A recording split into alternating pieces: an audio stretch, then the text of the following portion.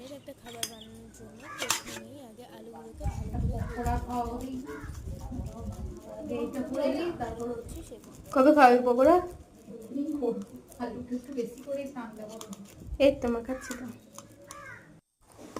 অপর দিকে কিন্তু ময়দাটা আগে থেকে মেখে রাখতে হবে, একটু কালো জিরে, একটু ময়াম আর পুরো রুল ময়দা দিয়ে, আর ডিমটাকেও ভালো করে গ্রেট করে নিতে হবে।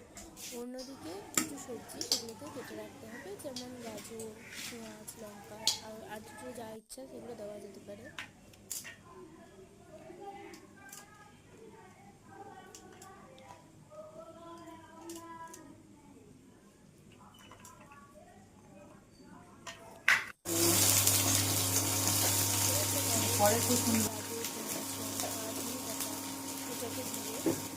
সেটাকে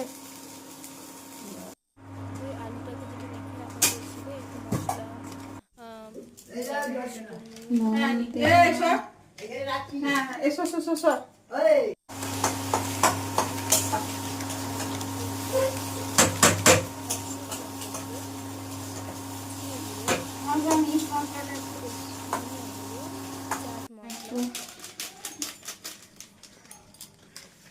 চাট মশলা ধরে তো নষ্ট হয়ে গেছে। ধনে গুঁড়ো, জিরে গুঁড়ো,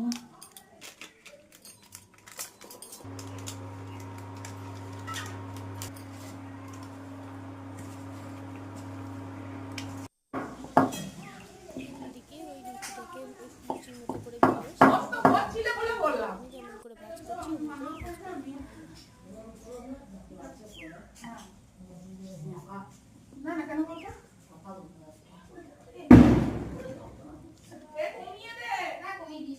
ঠিক সেম প্রসেসে